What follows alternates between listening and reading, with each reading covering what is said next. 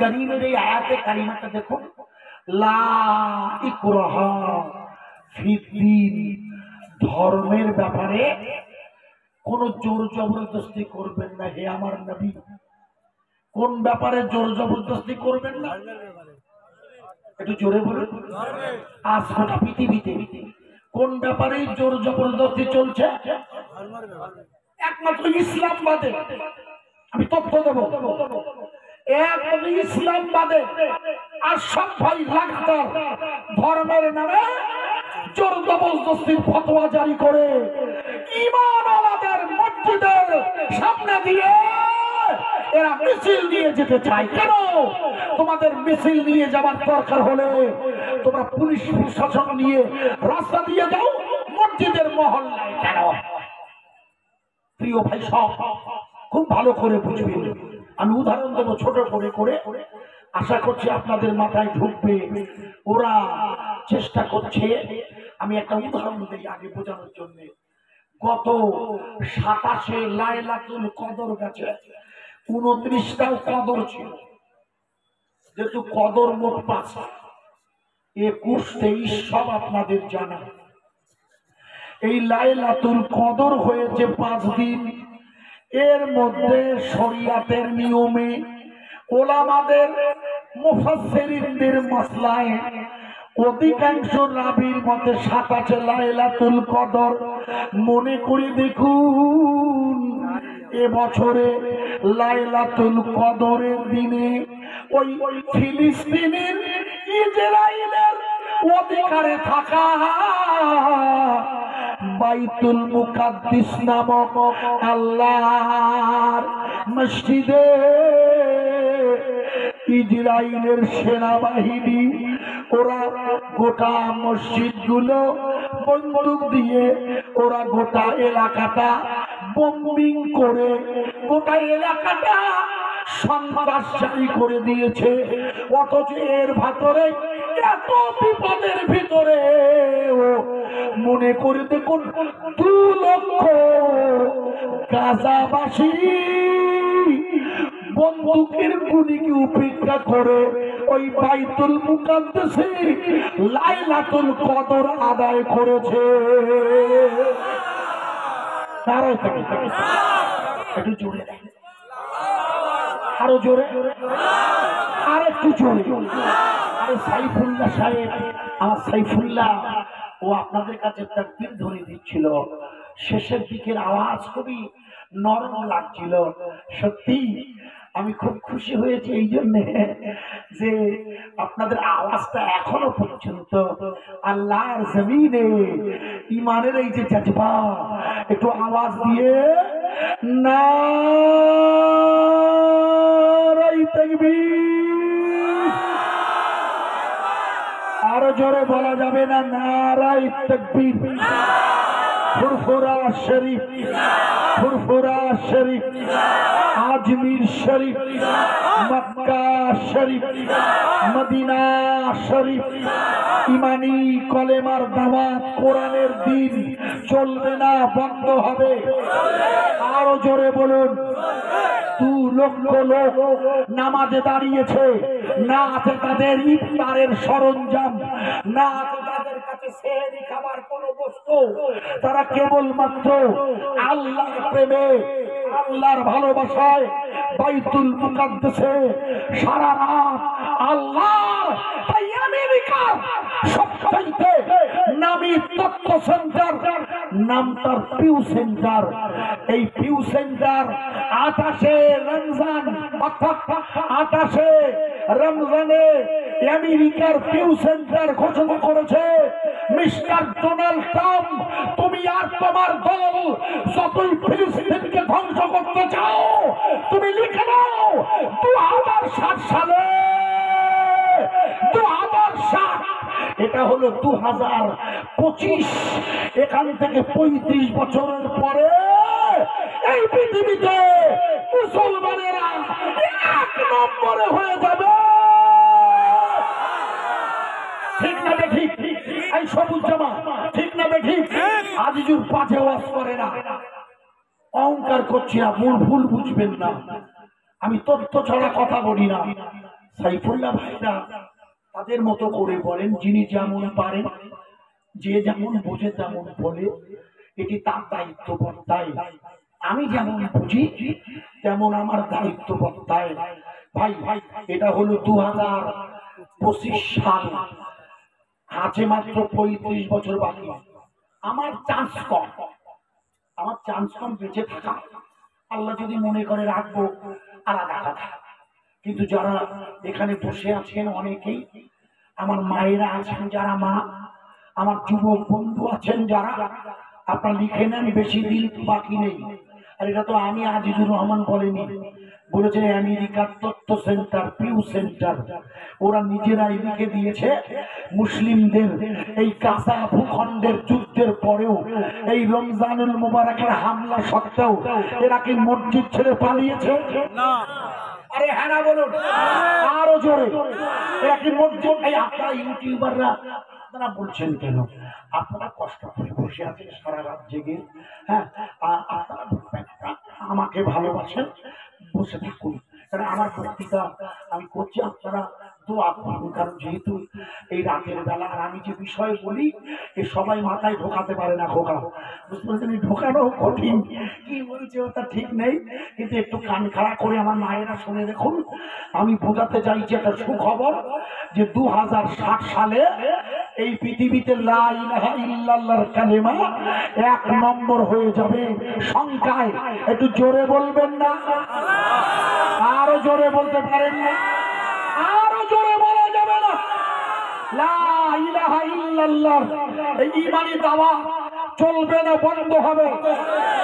চিল্লে বলুন আরো জোরে। মনে করে দেখো যে মায়ানমার, সাইফুল্লাহ বলছিল আসলে ও ধরে দিয়ে গেছে, না বললে বিপদ। ও পাগল জানে তো, আমি একটা তথ্য দিয়ে বলি, ও জানে। উনি একরকম বলে, আমি একরকম। মনে করে দেখো যে মায়ানমার, যার আগে নাম ছিল ব্রহ্মদেশ, যার রাজধানী ছিল রেঙ্গুন, যেখানে আমাদের বাংলা শেষ নবাব শুয়ে আছে, মনে করে দেখুন আমাদের বাংলার শেষ নবাবের কবর কোথায়? এটা কি জানা? বাংলা রেঙ্গুনে। যার আর এক নাম মায়ানমার, যার পাঁচটা ভেঙে থাইল্যান্ড হয়েছে, রাজধানী যার ব্যাংকক।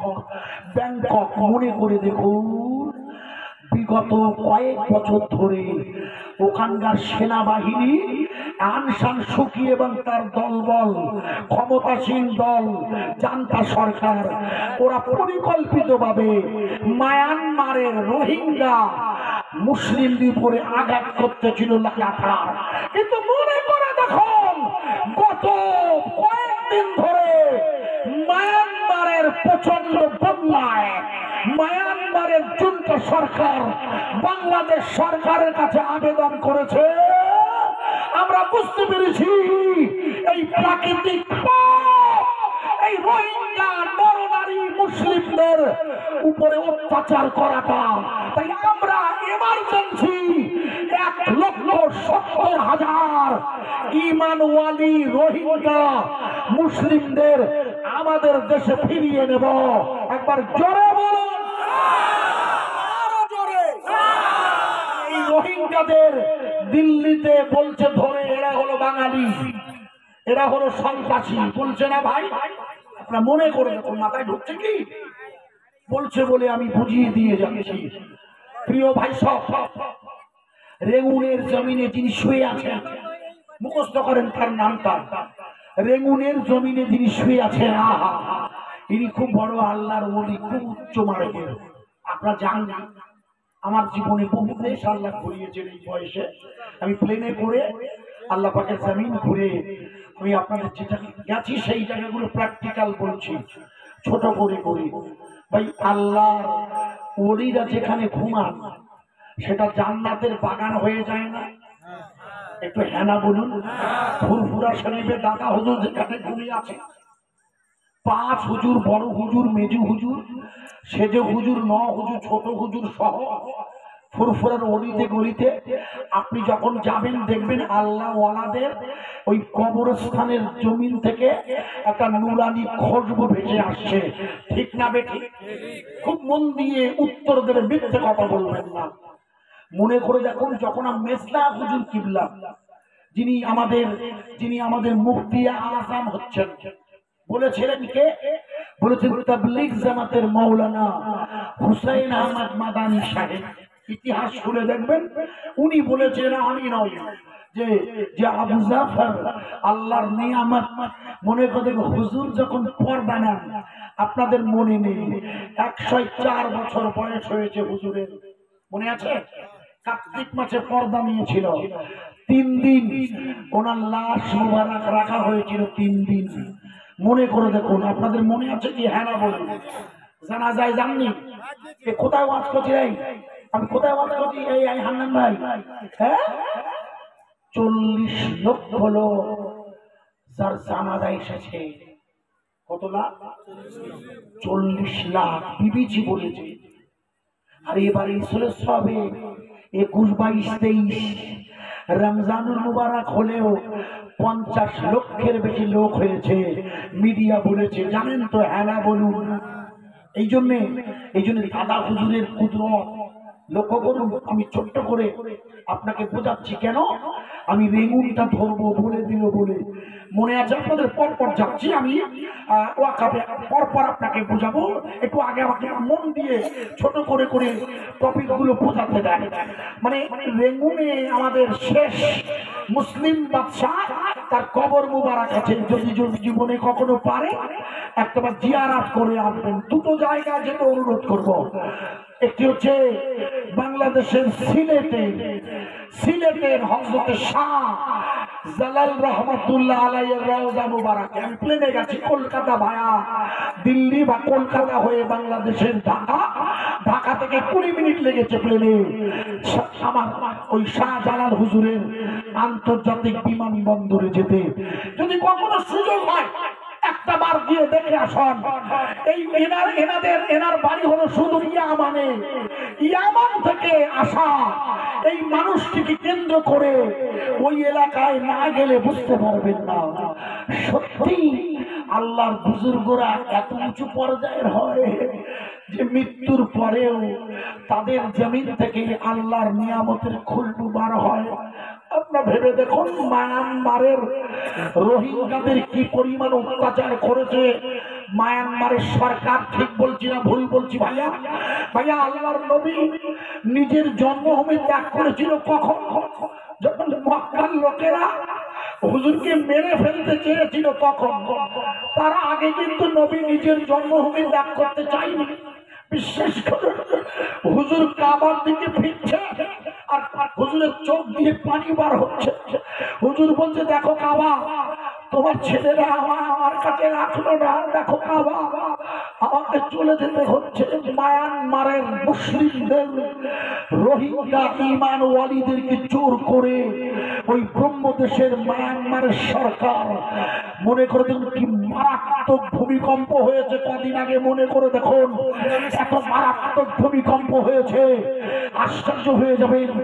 বৈজ্ঞানিকেরা ঐতিহাসিক বলছে এই মারাত্মক ভূমিকম্পে গোটা এলাকা লন্ডভন্ড হয়ে গেছে, কিন্তু মুসলিম মহল্লার মসজিদগুলো এই মারাত্মক ভূমিকম্প মাথা তুলে দাঁড়িয়ে আছে। একবার জোরে বলুন, আরো জোরে।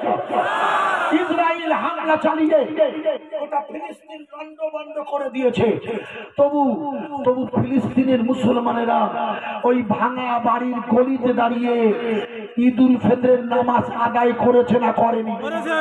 আরে চিল্লে বলুন মেরিগঞ্জের ভাই সব, আমি ভুল বলছি না ঠিক বলছি? চারিদিকে ভাঙা, ওপর থেকে বুম্বিং শিখিয়ে দিয়েছে এটার নাম ইমান, এটার নাম ইমান। মিস্টার মোদিজি, আপনি হাজার চেষ্টা করলেও আপনার দখলদার লা ইলাহা ইল্লাল্লাহ কালিমার আওয়াজ আপনি বন্ধ করতে পারবেন না।